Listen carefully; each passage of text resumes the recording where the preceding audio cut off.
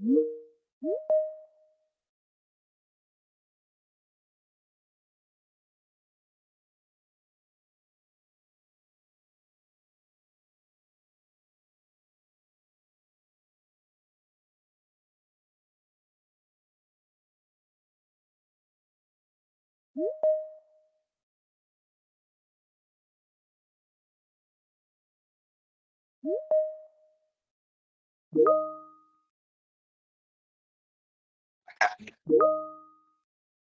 hear you. Yeah, can you hear me? Right.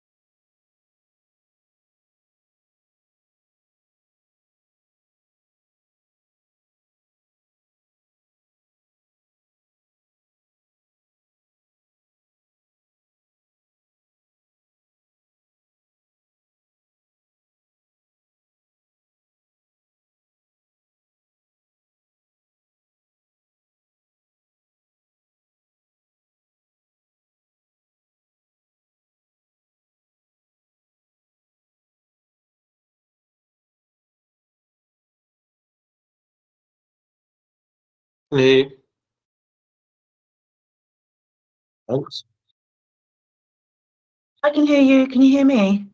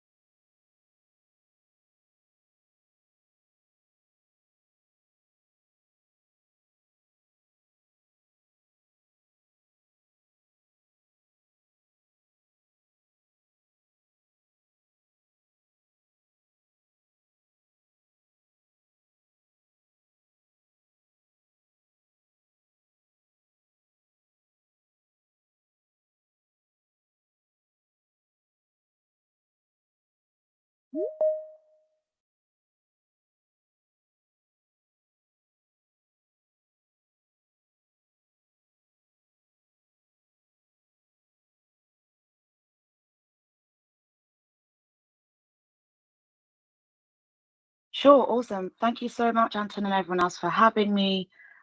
So my name is Nakai. I am a investor at Kineo Finance. So we're a little bit of a unique beast. So we sit in between traditional VC and venture finance, and we focus on hard tech and deep tech startups. So if anyone is particularly interested in that or an enthusiast in that space, please do reach out. My background's actually in corporate venture, so I was at Deloitte Ventures prior to that. And my origin story is actually I started in academia and tried to spin out my own hard tech company and ended up selling IP to Procter & Gamble and learning a lot of mistakes along the way. Thanks. Hi everyone, my name is Tommy Breen and I'm a senior advisor at the Growth Stage. So we are a capital raising platform supporting, as our very on the nose name gives away, growth stage businesses, typically with equity raises.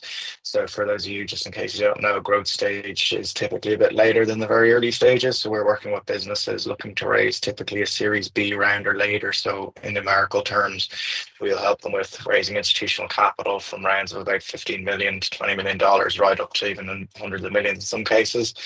And outside of that, I'm also a mentor at Founder Institute. So I actually spend quite a lot of time working with early stage founders, right, at the beginning at ideation phase, right through to getting their MVP launched and trying to help guide them through that process.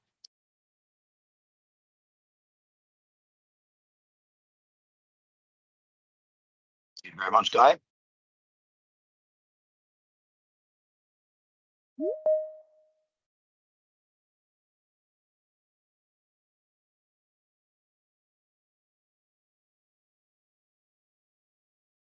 Are you still with us, Guy? Let's try Dan. Dan, can you hear us?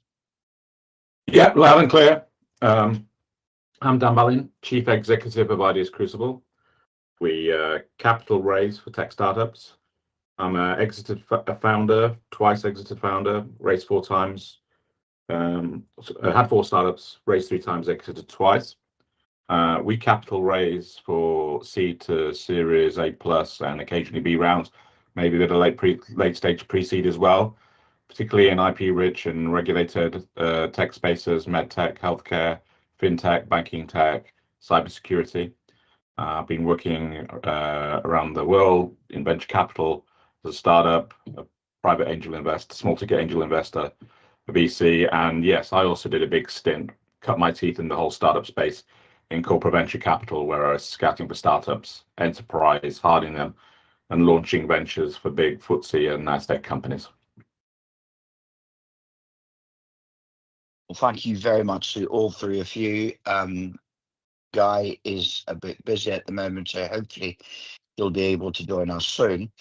Whilst we're waiting to get some questions from the founders in the room, what would you say are the main do's and don'ts when it comes to early stage fundraising? Maybe if we can think of one each, please, and don't use the same reasoning for both a do and a don't. And don't worry about repeating, by the way, Tommy and Dan, that you've been here before, because we founders tend to make the same mistakes all over again. So maybe if we can start with Tommy, then Dan, then Nakai, please. What is your one do and one don't when it comes to early stage fundraising? Tommy? So the don't, I would say, is don't assume that you need to raise, firstly capital at all, but also venture capital. I know people start businesses and because they see in the media all the time about these venture capital fundraisers, don't assume you need that. You should focus in on your business and try to understand what capital you really do need. If you do end up going through that process and deciding venture is the right path for you, do your homework on your investors and make sure you're identifying the right investors to go after. It's not all investors who invest in your idea, so make sure that you actually do the work and go after the right investors. So don't go out looking for investment unless you really understand that you really know that you need it and you're fit for it. And then when you do make sure you're going after the right investors for it.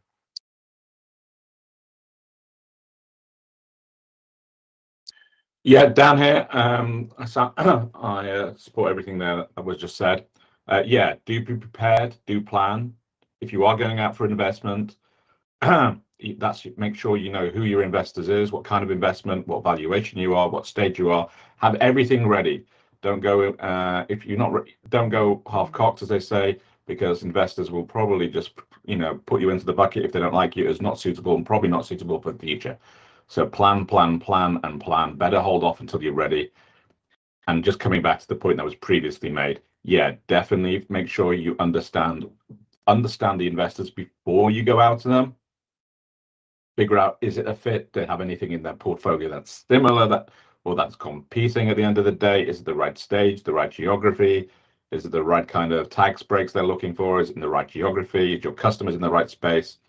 And one I'll add in, just because it seems to be a running theme from London Tech Week, which has been awesome. For those of you been in London and been to the fringe events, I know there's people outside of the UK here as well. Really understand how much you are raising for and your valuation. I'm getting some startups coming to me. I had one last night with some crazy valuation of crazy raise of 10 million. They haven't got any IP, they haven't got any customers, they haven't got any revenue. They've got a bit of grant funding. I actually like what they've done so far, but they're telling me that they're worth in excess of £50 million. I want people to be bold and ambitious, but they also need to be realistic so that they can have a sensible conversation.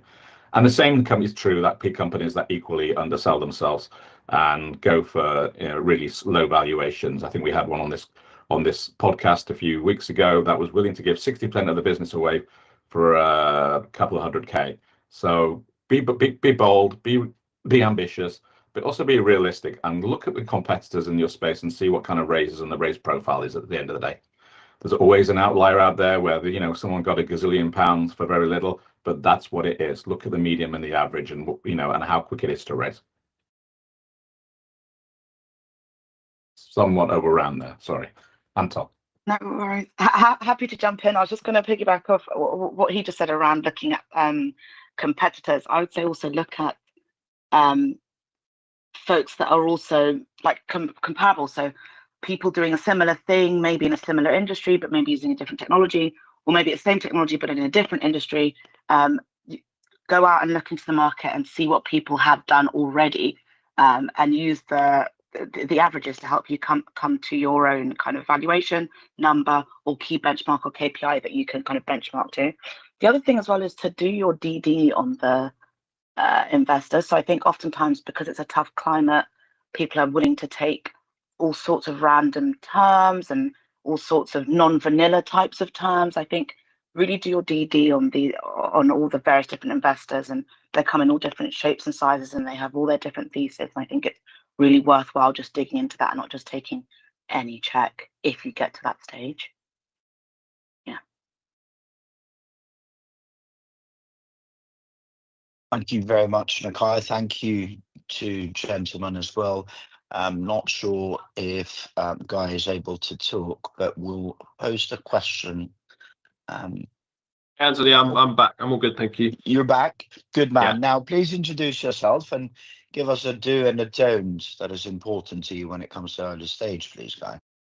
So I don't know what's been said before, so I'll keep it brief. My background is chartered accountancy and then investment banking, and then I ran a UK venture capital fund called the British Innovation Fund, which invests into UK university spin-outs, broadly with a healthcare and agri-food background. So subsequently, myself and 3 other guys have set up an agri-food investment and advisory business. We've been going for about 12 months, but I'm now in the happy and sort of sometimes stressful, sometimes happy situation of being a founder myself. So I've approached it from both angles, both the investment side and now obviously being a startup myself, and so happy to help where I can. In terms of do's and don'ts, I missed what everyone else has said. I heard a little bit of the last Don't worry bit about around. repeating, it's fine.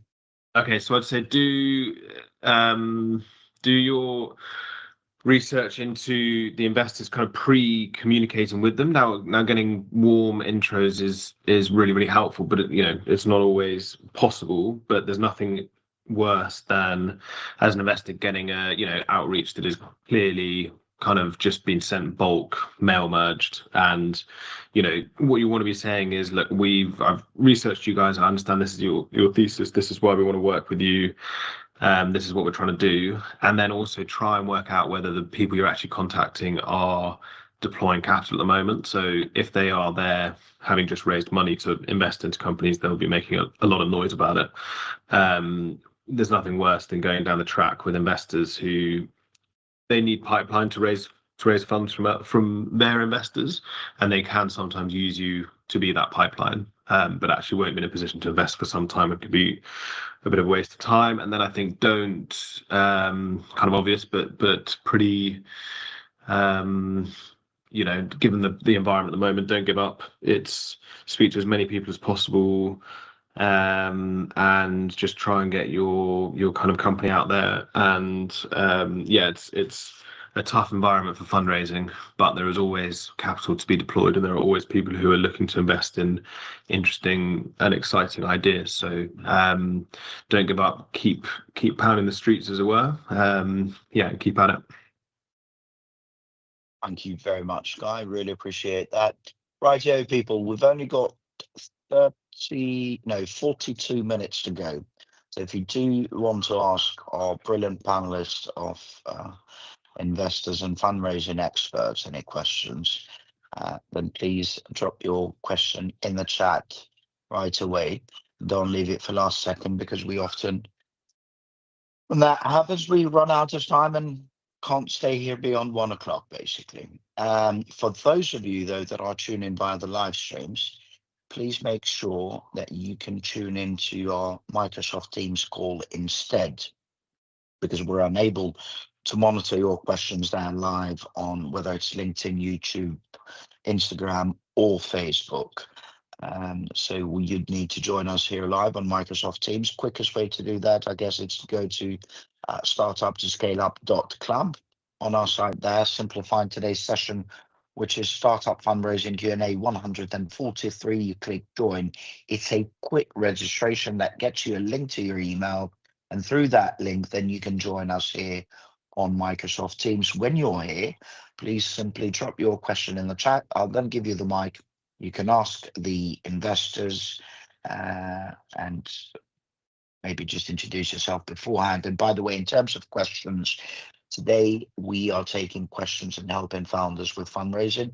So those questions can be on anything to do with fundraising. There's no need to be shy. It's a learning curve for us all. There are literally no wrong questions. I mean, you may want some clarity on things like investor outreach. So how and when to reach out to investors. Maybe you want to talk about your pitch deck or your data room or valuations, equity, due diligence, or maybe you want to find out whether it's best to go for a grant or an angel investor or a VC or a loan or crowdfunding and all that jazz. There literally, again, are no wrong questions. If, however, your questions are on other matters, then please save them for the other conversations we run. Mondays is talent, Tuesdays product and tech, Wednesdays growth, Thursdays fundraising, second Friday of the month it's UK startup law, third Friday of the month it's UK startup finances. This week, however, they're all from 12 to 1 p.m. UK time, but this week, because of London Tech Week and because our events are London Tech Week fringes, we are hosting both legal and finance. Both of them, we're hosting them tomorrow. Legal Q&A will be at 11 and finances Q&A will be at 2 p.m. Just that, but you can register to any of our future sessions via our site startup2scaleup.club. And actually, when you're there, please feel free to join our WhatsApp community. We've got some amazing groups of founders, investors, and operators. And now we'll quickly start with some questions. We'll start with one that was sent to us. Then we will unmute the other two that have put their questions in the chat. So this one is from a machine learning for supply chain optimization near Norwich. They're preparing for Series A. I hope I haven't asked this before because it sounds familiar. We're seeking Series A funding from a logistics-focused CVC, that's corporate venture capital arm, with concerns about over-reliance on one corporate backer. The question we have for your team is, our machine learning supply chain optimization startup is raising Series A with interest from a logistics-focused CVC, but we're wary of dependency risks. What safeguards, such as board observer roles or defined funding tranches, could help ensure a balanced relationship with a CVC? Are there UK CVC funding norms that provide capital without compromising control in high growth tech sectors? Wow, that's a question and a half. Let's start with Dan, then Guy, then Nakai, then Tommy, please. Yeah, sure. Happy to answer this question. Good question. I don't know what the broader audience and makeup of everyone on this podcast, but for those not familiar, corporate venture capital is when a corporate, either as part on their balance sheet or sometimes as a separate division, invests in a startup or scale up. And there's different kinds of CVCs. Some of them are interested in investing in something that strategically is aligned with their business goals. So I don't know, to use an example, and I used to work for British Telecom, for instance, and they would always be interested in investing in something which maybe they could fundamentally have a bit of an interest in this company, such that they could, for instance, reduce their cost or optimize their revenues on customer experience or telecoms, for instance.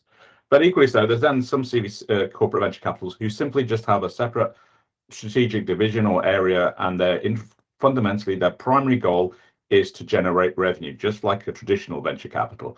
And their goal is to have a nice return on investment. They fall into two camps, these ones that are very much looking for some sort of exclusivity amongst their sector. So if they're in telecoms, they don't want to be another telecoms company in it. They wanted some sort of advantage.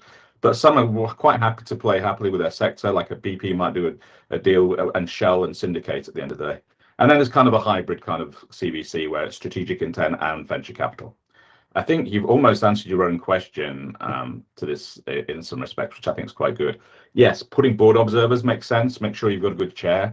I mean, fundamentally worth understanding that CVC and the kind of companies they've invested in. Maybe speak to some of those companies they've invested in to see the kind of experience they've had, whether there was a overarching, whether how standoff. At the end of the day, all investors want an interest in you, and active investors will be wanting some sort of input. You don't want a passive investor fundamentally, but you could say don't want someone who's hands-on. So whether it's a CVC, a VC, an angel, a private equity, or a family office, you're always going to have this situation. But it can be a bit of a headache with CVCs. Particularly, you notice more so with European CVCs, in that they're more interested in getting strategic advantages than return on investment. This can be less so in Asia and America. So speak with some of the companies they've invested in.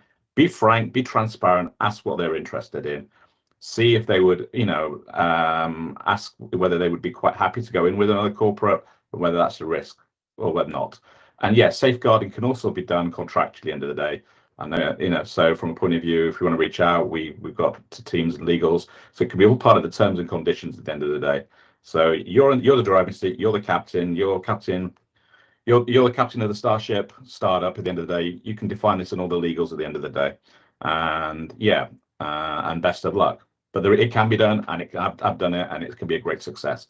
I think CVCs, by the way, are in a massive growth stage. I'm doing a lot more in CVC than I have done, and it's been quite positive. I'm sensing a new wave of a positive outlook with CVCs. So I definitely would go down that route, or consider it, I should say. Thank you very much. And if we can try and keep our answers to about a minute, please. I should have probably mentioned that. I think it's Guy next. Guy? Thank you. And interesting what Dan was saying about CVCs is we found them to be a bit more both speedy and active at the moment within the venture market. So I would say, just from a kind of future fundraising point of view, if you can get another institution on the cap table alongside that CVC, that would be helpful, or someone who could offer future investment. That's always very, very helpful. I think, slightly touching on what Dan said, just make sure that, depending on what stake they're coming into, are they going to put any investor, or if they have a board consents in there that may mean they kind of get to dictate what your strategy is. Ultimately, you have complete control over that right now. Their contribution to that, if they are a strong CVC, is going to be really, really important and can be really helpful, and they can be a potential customer as well. But you don't want to give away the control that you have. That means that they might start dictating what your strategy is and which kind of direction you as a business go in. So that's the kind of thing. Get good legal advice when you're negotiating term sheets and shareholders agreements to make sure that those kind of things are covered. And then look, I think reviewing their portfolio and speaking to some of those portfolio companies is interesting. Just check, are your exit strategies aligned? Do you want to kind of build this, bring in external investment, but kind of build it forever? Or are you both looking for an exit in 3 to 5 years, and make sure that if you're starting, horrible cliche, but if you're starting the journey with sort of a fairly well aligned what you want from this investment or company towards the end goal, then that's a better place to be in than if you've got completely different ambitions. I think that's probably about a minute, so I'll leave it there.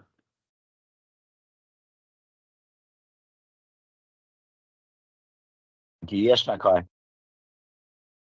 Sure, I guess just following on from what Guy said, I would double down on that alignment piece. So having had a bit of a background in CVC myself, I think one of the common issues or struggles was often around the strategic piece. So where they're investing from a return on investment point of view, usually you can quite quickly get to a common ground, right? Because you're thinking about the growth and then you're thinking about the exit, and usually there you can come to some alignment there. I think figuring out how close you are to the core of the business from a strategic point of view, or to the R&D part of the business, or the moonshot part of the business, is really, really helpful in understanding how invested they are in you as a business, because in that way, again, you'll have mutual alignment, and then I think you arrange your terms according to that. So if you think your business or technology is to the edge of what their core business is, it's likely that it's very interesting right now, but is this something that's going to be a mainstay if people leave the business, if partnership changes, if they get a new CEO? If it's something that's really core to the business, then maybe you'll be, in the good books for the long haul, and therefore the terms should line accordingly. So that would be my only, caveat just around that. Thank you, Nakai. And last but not least, Tommy, please. Yeah, not a lot to add. It's been pretty well covered by the others. A lot of CVCs, it's strategic interest. So if you can get a more, traditionally financially motivated investor on the cap table as well, whether it's another VC or significant angels, that will just keep the ship pointed in the right direction. Because if a CVC leads too much, it might be focused on, developing a product that suits them, but maybe not gearing you up to be a business that, can one day be exited, or even, pointing you in the right direction to significantly grow your revenue to achieve a Series B round as well. So just be mindful of those things. And just from reading the question as well, it sounds like this CVC is potentially actually a direct customer rather than one that may be opening up, doors for you to their customers. So just also be careful in, what they're really after, and they're not going to try and close off the product to themselves to give themselves a competitive advantage. So just be mindful of that in the conversations and any potential term sheets. Thank you very much. And I just want to add two quick things. Number one, get a lawyer. And number two, see if you can find out somebody else who's done deals with them. Right here, we will now go on to the next question. I believe I've unmuted you, Rob. Would you like to quickly introduce yourself and then fire away with your question? Can you hear us, Rob? No, Rob can't hear us. Right, so Rob's asked a question in the chat, if you'd like to read it. Getting the time and an amount of ask and amount of equity all right, all at the same time is a lot, loads of variables. Someone told me once that if you wait to do anything until all the stars are aligned, you'll end up never doing anything. This first time looking for pre-seed investment with an amazing revolutionary idea. By the way, it's really hard to know how much to be asking for what equity that won't make investors just laugh in your face. So I guess the question is, how do you decide what to ask for, and what about equity? Personally, don't worry about equity, valuation or equity, because that's the last of your problems. Worry about getting what you have and doing it right and getting it to the next stage, and focus on how much money you need to get to the next stage, and then work backwards on equity. But let's quickly hear from our panels what their thoughts are on this. So maybe we can start with Guy, then Nakai, then Tommy, and then Dan, please. It's definitely, there's no, if you like anything, if you keep delaying because you want the perfect moment, it just doesn't, you just end up waiting forever. So that doesn't mean don't be prepared.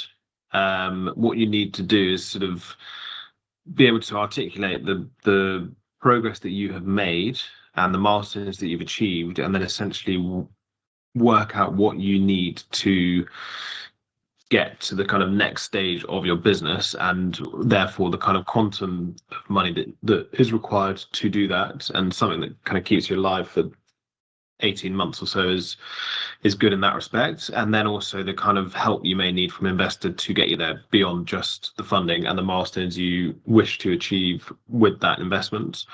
So I think if you're I think this was slightly colloquial, but you're saying investors laugh in your face. Like no investor that you want to be working with will laugh at what you have to say. The best investors will come back to you and say, well, look, have you thought about this? And maybe you should be positioning that and work with you to get to that ideal, because it's obviously in everyone's interest to get that right. So if anyone is sort of turning around or blanking off the back of that, probably best avoided anyway. So I think just, having good planning and being prepared, and just kind of being very clear as to what you're trying to achieve in the next 12 to 24 months, the funds required to do that, and your plan of how to get there.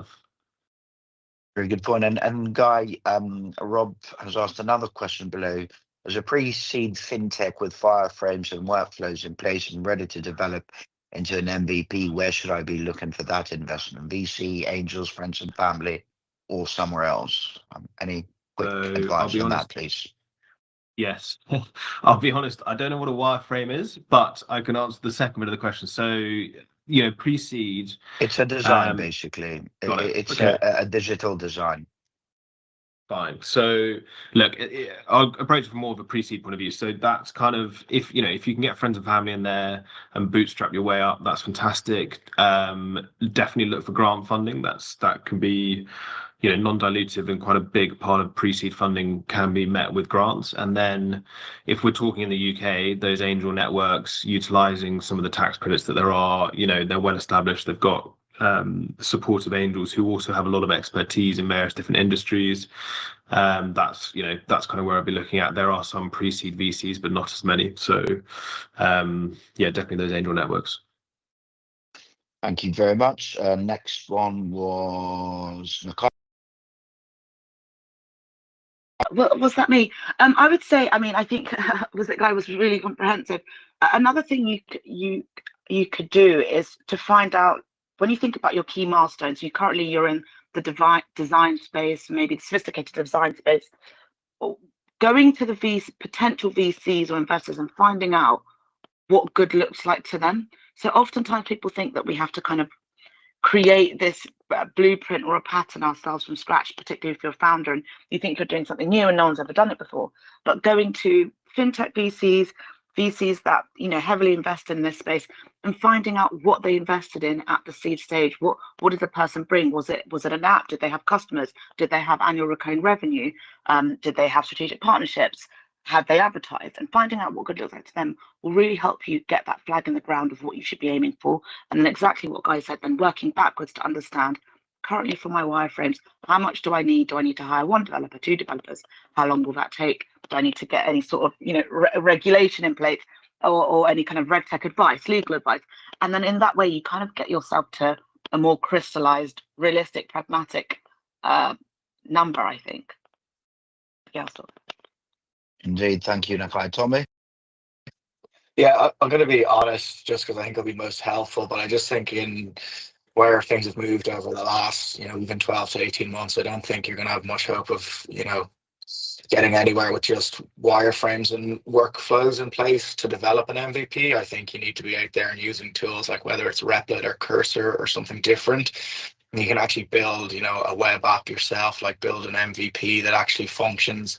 And you'll need some evidence of traction, whether that's, surveys at the very least, or if you done some test marketing to build funnels, but you need to show that you've done something to prove there's some demand for this product. Like there's people that if it was existing in the market, they would be interested in it. And that obviously doesn't mean they would definitely pay for it in the future, but I don't think you can go anymore with just an idea and some wireframes to even credible angels. I think you need to put the effort into, you don't need to code. You can just use these coding agents and just prompt them the way you do ChatGPT, and you can build a pretty decent functioning web app, and you can get them people to test it and put it in front of them and get feedback on that. I think you kind of need to be doing that now to really be getting attention from credible investors, and there's lots of people out there doing it. If you're not, you haven't done any of that kind of stuff, it is tough, but you can learn this stuff. I've played around with it. I can't write or read any code, but I've been able to just make mini apps to kind of get used to using these tools. So like it is possible. And I think you need to be doing that to really be going out credibly in front of investors now. Thank you. And last but not least, Dan. So just to replay the question that was asked from Rob, getting the timing and amount of ask and the amount of equity all right all at the same time is a lots of variables. Someone told me that once if you wait to do anything until all the stars are aligned, you'll never end up doing anything. So just to unpick that, in my view, being a founder, they often go with the title Chief Executive Officer or CEO, but I go with Chief Executive Juggler. That is your job at the end of the day. You have got a lot to deal with, particularly as a startup. You don't have the big support of having a legal team like in a corporate, an accountant, and someone to do invoicing and customers, and a small team. You end up doing a bit of everything at the end of the day. But you're equally right. You can get a bit overwhelming, and procrastination is the thief, they say. But equally so, I think there's a famous saying of luck is what happens when preparation meets opportunity. And somewhere between the two is the truth at the end of the day. I advise all startups and scale-ups to get things 80% right. You're not going to have your customers and your product and your compliance done, or you'll end up with a bunch of it done at the end, enough to show, I think, as the first person on the panel said, to show that you've made progress and you've got some sort of velocity of progress at the end of the day. That's what makes you investable. So get enough right, and if you don't know, if there's things that aren't right, at least prepare what your story is to the investor and what you're going to do with that money to make sure you get it right. I don't expect any startup, even at later stage, to have all the elements. Nothing's perfect, nothing's right. But what you want to know is they've got an approach and a plan to address that, and that they can work with you at the end of the day. Thank you very much, Dan. And if I may add one thing, in the last 3 days, I have been at least 14 events, I think. And the ones that the time that I spent in Olympia London Tech Week, I have spoken to over 20 founders who had an MVP out there, a functioning MVP, and the majority of them had been in talks with at least a dozen investors or more. And guess what? They were all told, come back to me when you have people that are using you or paying you. So to get money for something that is not even there, nothing is impossible. Of course, it can happen. But at the moment in the current climate, it's impossible. So my advice is focus on building what you need to build. When you have that, when you've got users, when you've got traction, then go out there and get some angels if you can. Let's go on to the next question, and we'll try and do these a bit quicker. I think the next one is Noel. Noel, are you okay to talk? Can you hear us? Yeah, sure. Can you hear me? Yes, we can. Please introduce yourself, Noel, and fire away with your question. Buddy. Okay. My name is Noel Cummings. I'm the founder of a new startup in the with a medical device. So it's hardware and AI stroke software. So my question to the panel would be, if the founders, or if any of us customers here were looking for £1 million, how much would you, as a venture capitalist, how much return would you expect to see on that million if you put it in, and in what time scale? We'd be confident that this company could be worth, 100 million, but it would be in 6 or 7 years' time after getting through regulatory processes, etc. But there would be no revenue for a year or two. So my question would be, how soon would you be looking to exit yourselves? Would you exit before a Series A or whatever? I mean, what's your plans for getting your money out after you've put it in? And I'm talking about the values, around £1 million. Yeah. No, that's a very good question, and very well done on what you've done so far. I'll give you my quick 2 pence and then I'll pass you over to the experts. Number one, that has changed a lot. I see that although the situation is quite dire, unfortunately, for investment, on the other hand, the ones that are investing, they are more understanding of the current world, and especially with hard tech and medical, the ones that have done it before, they know what it takes, so they are a bit more patient. If you really want to blow, I always tell the founders that reach out to me, if you really want to blow an investor's socks out, think of the number that they work on.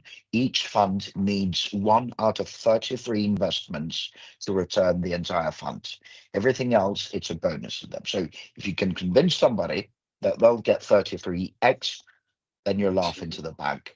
But in terms of what they're looking for, it depends. Some funds I've seen even look for 2-3x, not even more than that. Some for 10 plus and so on. But let's hear what the others got to say here. So let's start with Tommy, Nakai, Guy, and then Tommy, Nakai, Guy, and then Dan, please. And let's try and keep it to a minute, team. Yeah, thanks for the question, Noel. I think we actually had a question from you sent in last week around this too. I'm not an expert on hardware investing, so I'm sure Nakai will have better stuff to give you on that. But just to build on what Anton said, most early stage VC funds, whenever they raise their funds themselves, they raise them, looking on an 8 to 10 year time scale. And from their investors, they also have, the fund is supposed to have a 10-year life cycle with typically the option to extend it out to 12 years. So, a time frame of return capital of 7 to 8 years shouldn't be a problem. So I think you're, right within the right time frame for that. In terms of finding investors, obviously hardware, is a bit trickier, but I guess in med tech devices, there's a bit more appetite.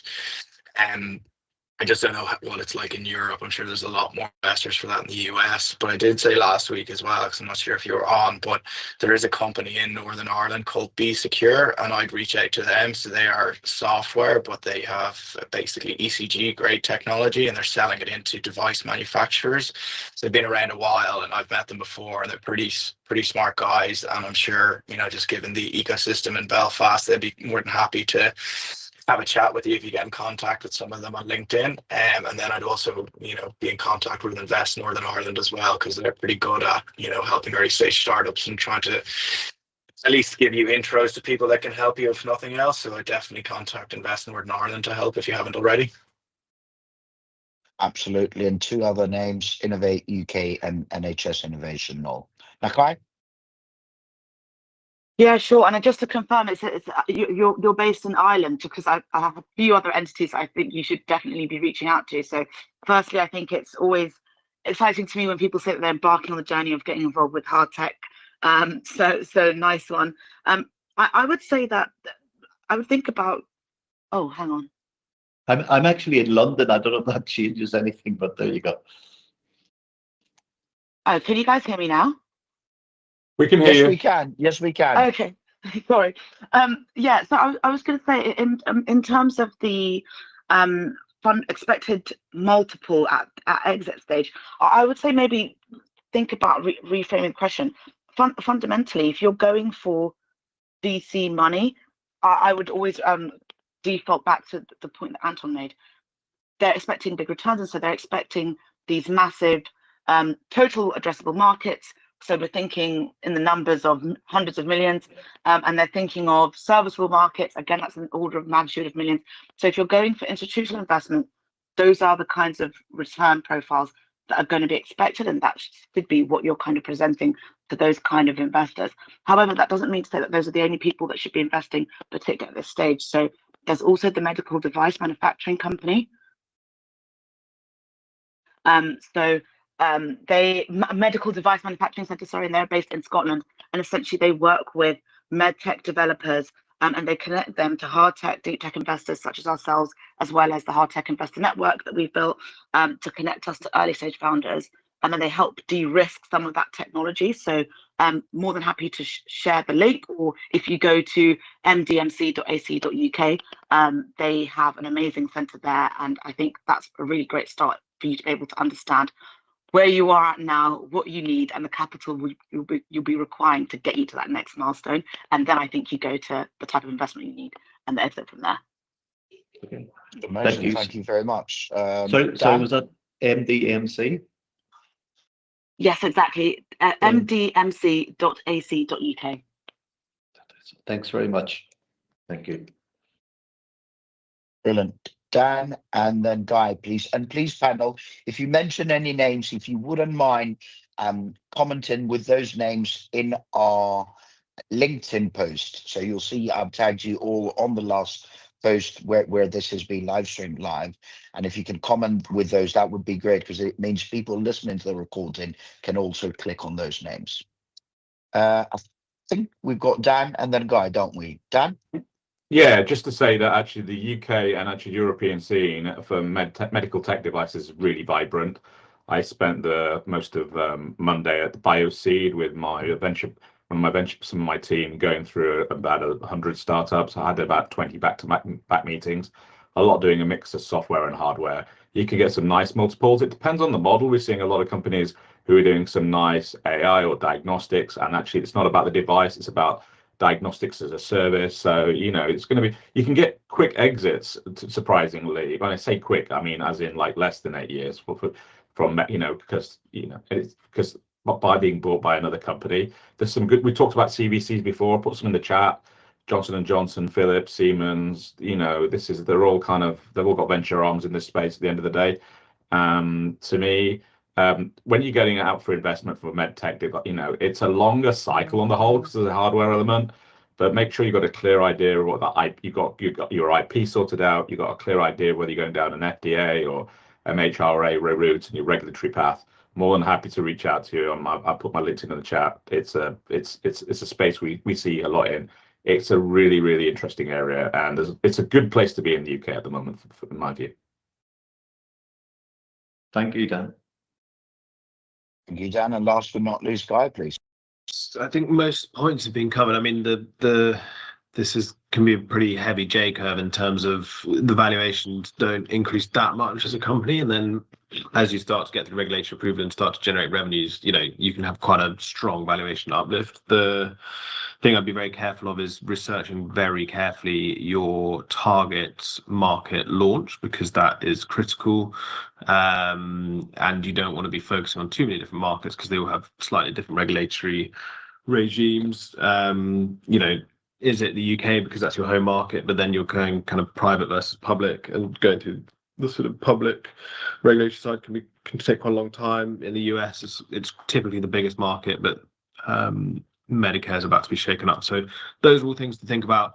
What I would say is make sure you have, if you don't already have it within your team, bring in some expertise that has a demonstrable track record of taking medical devices to market, because that will be very, very important to investors. And then I will just add, I've also got another introduction or a recommendation, company called MedTech to Market, based up in Chester. So worth a reach out to them. A guy called Matt Pierce founded it, and I've just put it in the chat. So yeah, good luck. Thank you very much. I have now put the link to the live stream on LinkedIn. So if the panel has got anything either now or after the event ends to just type some names there, please feel free to do so. Barry, are you able to talk now?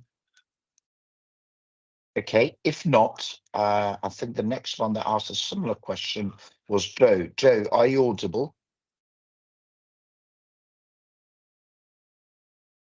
Okay, neither of you are audible, but the questions will bring them together because they're similar. So Barry asked, if you're a UK company, can you get investment from international investors, or does it have to be UK only investors? And then Joe asks, when seeking investment in the UK for a non-UK incorporated company, let's say it's a Norwegian company, what issues are relative to being a UK company? So I guess if we bring those two questions together, one, should a UK company look for international investment? And two, international companies looking for UK investment, what are the do's and don'ts and the risks and the ins and outs? I'll give you my quick 2 pence, which is, in general, most investors like to invest in a jurisdiction that they know. It's simple as that. So the better they know it, the more likely they are to invest. And if you do want to take advantage of certain benefits like EIS and so on, then you've got to be UK incorporated. But for more detail, perhaps we can start with Nakai, then we go on to Dan, then Guy, then Tommy, please. Nakai? Yeah, sure, happy to start. And I will just caveat by saying, in terms of different jurisdictions, definitely not my forte, because just to echo Anton's point, we actually set up offices in the UK for our venture firm, especially for that fact. So we have offices in Switzerland, Germany, and the US, and we increasingly found that from term sheet to understanding the market to timelines to comparables, there were localized regional geographical nuances. And so my advice would be, firstly, to seek advice, and then to determine whether that particular jurisdiction or geography that you're looking at genuinely is the right fit for you, because it actually may be that you're better off seeking investment in the geography in which you are probably more of a localized expert. And that's my 2 cents. I'll stop there. Thank you very much, Nakai. Dan? Yeah, so it's worth, I used to live out in Scandinavia a long time ago. It's worth saying Norway actually has some very attractive tax breaks for startups and investors. So don't just rush to another territory just because it's, if you've got, particularly if you've got investors that are local at the end of the day. I mean, the best way is obviously, depending on the kind of company you are, will depend on where your investors are likely to be. And they were looking for certainty. You could do a lot worse than, Norwegian law is relatively straightforward at the end of the day compared to some other jurisdictions, but UK is where a lot of the money is. There's nothing stopping you having a UK topco and a Norwegian daughter company, or vice versa at the end of the day, one which is maybe got applicable for something like advanced assurance. Companies like us support on structuring on that. But unfortunately, Norway's got some attractive benefits, but actually there isn't much investment, particularly in a lot of the software space. It's still in typically non-tech sectors. most of the startups I've seen that I've worked with in Norway end up being registered either in UK or go somewhere else, like for instance the US or in the end. But happy to take a, it depends on the details, which happy to share offline. Thank you very much. Guy, please, and then Tommy.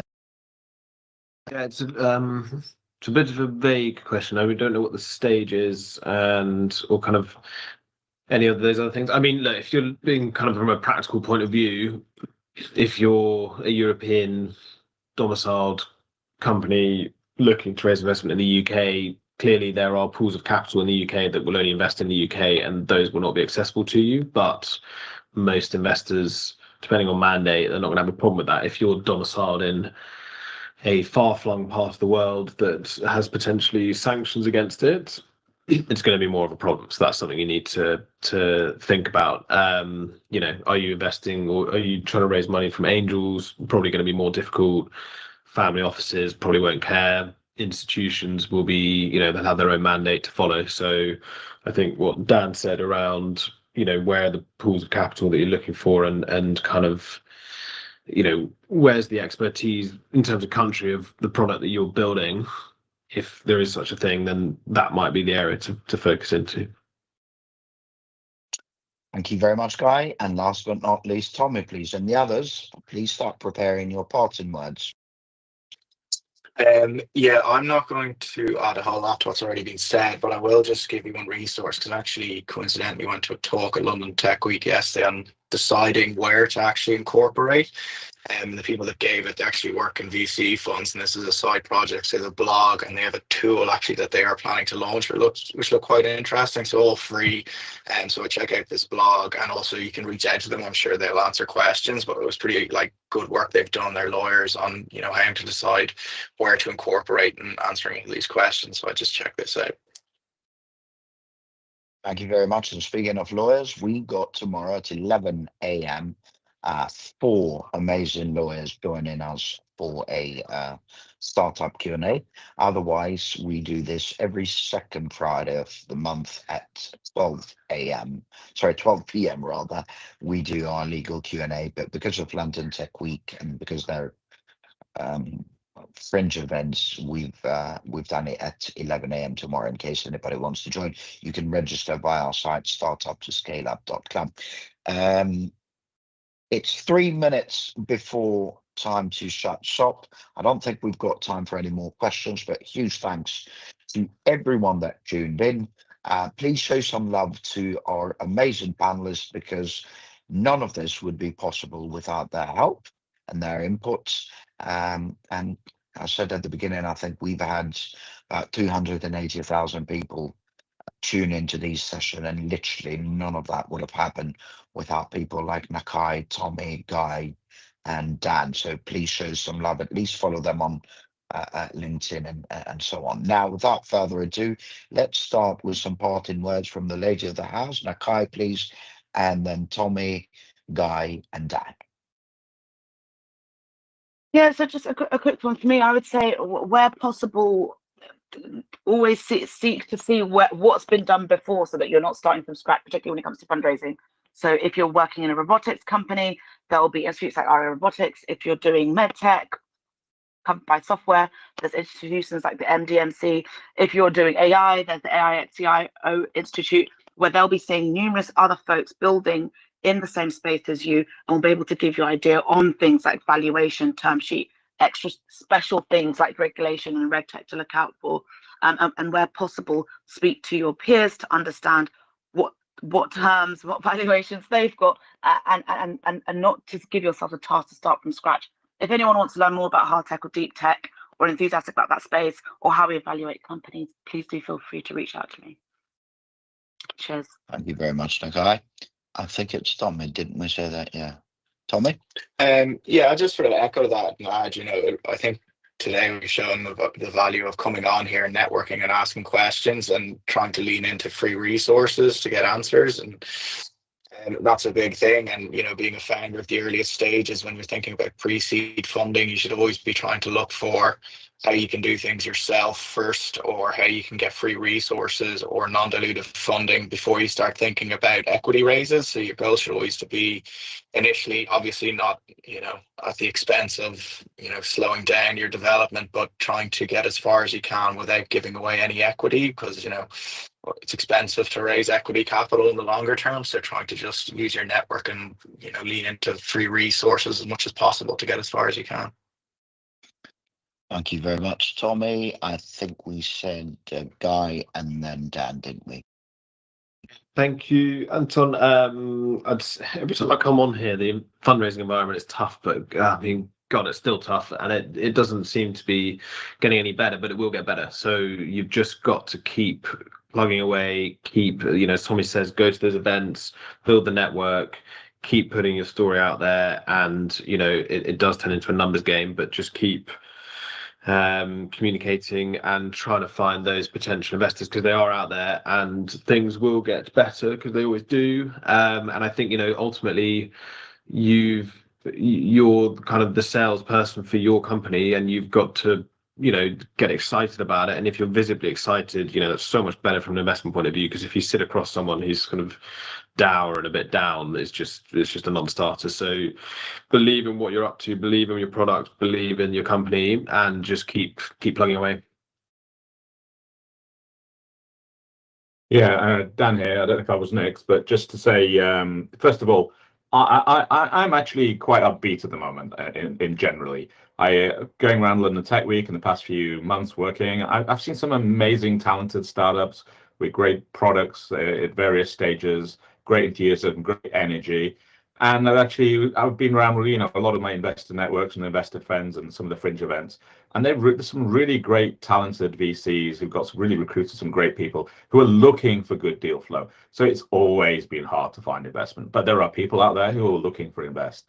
And I guess my parting words, which maybe I don't say enough, is to all the founders out there, find yourself some really good mentors. And I know there's a lot of people going out there with the band, the coach and mentor kind of tagline, but people who have actually had a startup, raised investment, actually sold it, those that have actually been there and done there and got the t-shirt, not those, be careful of the ones who spend their life coaching people that never leave, the back room kind of thing, who've actually done it and got the credibility, or big corporate venture capitals who've been there, because those peers were the ones that are going to guide you through that journey. And, and maybe it might be your future kind of, chairman or, an advisor or something. So best of luck to everyone. Indeed, thank you very much to everyone. And before my parting words, a couple of things, I guess. Number one, we run 6 regular events helping founders for free by bringing panelists like the 4 amazing people we had today, people who've been there and done it. Monday's talent, Tuesday's product and tech, Wednesday's growth, Thursday's fundraising, second Friday of each month UK startup law, and third Friday of each month UK startup finances. They're all from 12 to 1 p.m. UK time. You can register to any future event via our site startup2scaleup.club. And also, why not join our community? We've got an amazing community on WhatsApp that is peer-to-peer, highly curated, no sales or BS. And that is either on our site, you'll see top or bottom of the site, there's a WhatsApp icon, but I've also placed that here in the chat. I've got a link there. If you found any value in this, please do post about us on LinkedIn and what have you. We need all the help we can get to spread the word and help more founders. On the other hand, we are doing these as part of London Tech Week, which means tomorrow we're hosting both the UK Startup Law Q&A at 11 and UK Startup Finances Q&A at 2 p.m. So feel free to join either of those or both for that matter. We are extremely grateful to the people organising London Tech Week for making these official fringe events. There are a few other fringe events going, so please go to those as well.